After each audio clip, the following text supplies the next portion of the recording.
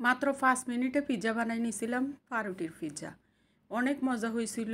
মাত্র কম সময়ে আমি পাউরুটির পিৎজা বানাই নিয়েছিলাম। বাচ্চা বাহানা ধরতেছে, আম্মু আমাকে রেস্টুরেন্টে নিয়ে চলো, আমি পিৎজা খাবো পিৎজা খাবো। আমি কই বলি আজকে আর রেস্টুরেন্টে যাব না, চলো আমি বাসায় তোমাকে পিৎজা বানিয়ে দিই।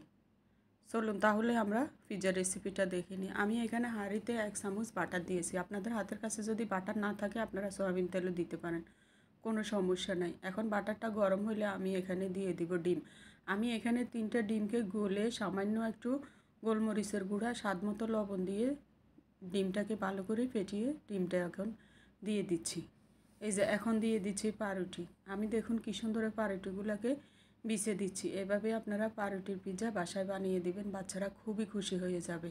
খুব কম সময়ে খুব কম উপকরণ দিয়ে। আমি এখন পাউরুটিটাকে দিয়ে 2 থেকে 3 মিনিট ঢাকনা দিয়ে রেখে এখন আমি সাবধানে উল্টে দিব। এই উল্টানিটা আপনারা সাবধানে উল্টাবেন যাতে করে না ভাঙে। এখন আমি উপর দিয়ে দিব সস। আমি এখানে টমেটো সস ব্যবহার করছি 2 থেকে 3 চামচ। এখন আমি সসটাকে একটু মেলে দিয়ে এখন আমি দিয়ে দিব এখানে টমেটো। আমি এখানে একটা টমেটো স্লাইস করে নিয়েছি। এখন দিয়ে দিব আমি মোজারেলা সস।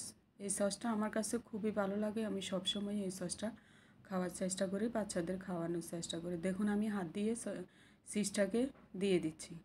এই যে চিজটা দিয়ে 5 মিনিট আমি একেবারে লো আছে আমি রেখে দিছিলাম। দেখুন আমার পিৎজাটা হয়ে গেছে।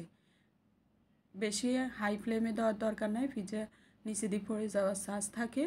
এই যে আমার পিৎজাটা হয়ে গেছে। আমি আপনাদের এখন বোর্ডে নিয়ে দেখাবো। এত সুন্দর হয়েছে আর এত মজা হয়েছে। দেখুন খুবই কম সময়ে আমি পিৎজা বানিয়ে দিয়েছি। হাজার হাজার টাকা খরচ করে রেস্টুরেন্টে গিয়ে আর পিৎজা খাওয়ার দরকার নাই। এই যে আমি আপনাদের একটু কেটে দেখাচ্ছি। অনেক মজা হয়েছিল। আপনারা কে কোথায় থেকে আমার ভিডিওটি দেখেন কমেন্ট করে জানাবেন। যদি আমার ভিডিওগুলো ভালো লাগে ফেসবুকে লাইক কমেন্ট শেয়ার করে দিবেন, ফলো দিয়ে রাখবেন। যারা ইউটিউব থেকে দেখেন ইউটিউবে সাবস্ক্রাইব করে দিবেন। দেখুন আমি একটা ছুরির সাহায্যে পিৎজাটাকে কেটে নিছি।